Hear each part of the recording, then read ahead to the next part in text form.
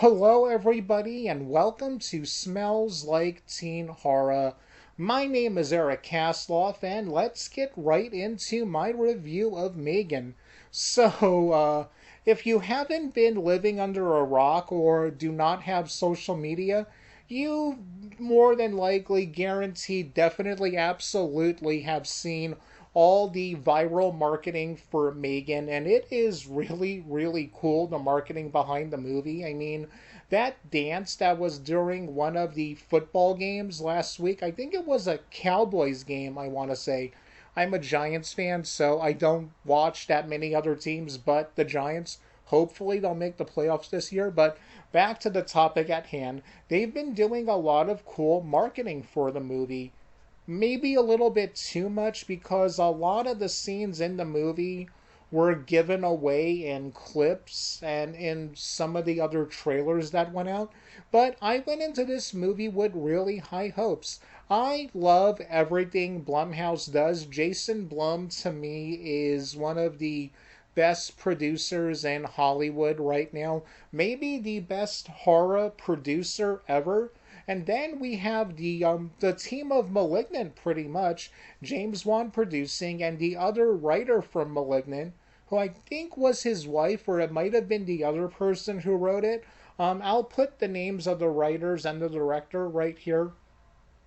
So we all know what Megan is, but what is the movie about? Now, I'm going to reference my phone to make sure I get character name rights.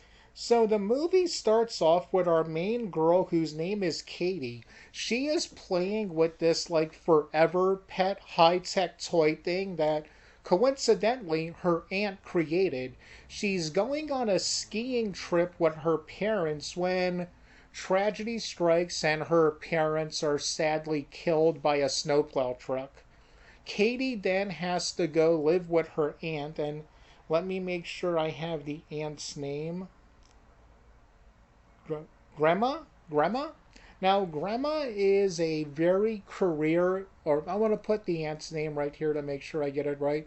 She is very career oriented. That's really all she thinks about. She has no time for a kid in her life. So her niece comes in, kind of wrecks everything. There was one scene in the movie I could relate to. Katie comes into her aunt's house, and there's these collectible toys on a shelf.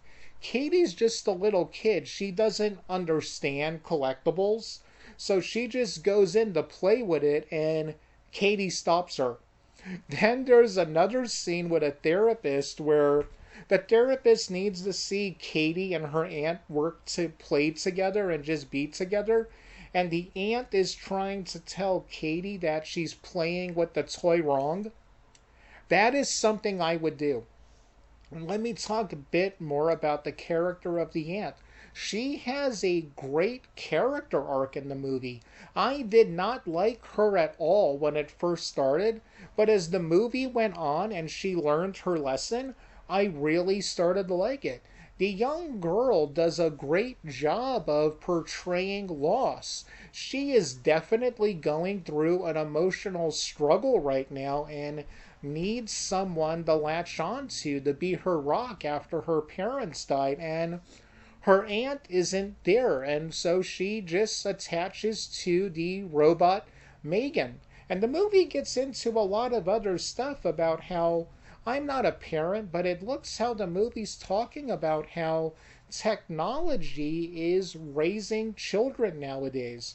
Now, yeah, not all technology is going to turn into a murder robot, but it can't be good to let technology raise children.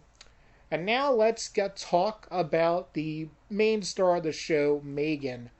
Holy cow, is this thing creepy. The body actress who they had doing it does a great job with her movements. We all know the running scene from the trailer, which is terrifying. The voice actress does a great job. One scene that stands out in particular is a creepy moment when Megan is singing the song Toy Soldiers which was really, really creepy. She sings Titanium, which is again really, really creepy. The deaths in the movie are okay. It is PG-13, which I don't have a problem with at all. In fact, I do plan on doing a video all about PG-13 horror and why it's awesome. What negatives do I have to say?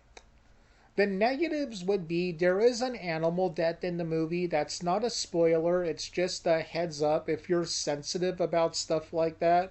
There is an animal death. None of the background characters are that well developed because it really is just a three-person show. But it would have been nice to feel for the other characters who are watching all of this go on. But yeah, other than that, I really, really love Megan and highly recommend everyone go check it out. So, what do I give it? Again, because of the animal debt, that does bring down my score a lot. Not a lot, but a good amount. So Megan gets a 4.5 out of 5. So, did you see Megan? If so, comment down below your thoughts. Now I'm going to ask you to do me a big favor. If for some reason you like this video, please hit that like button. And if you haven't subscribed to my channel yet, I got a question for you. What are you waiting for?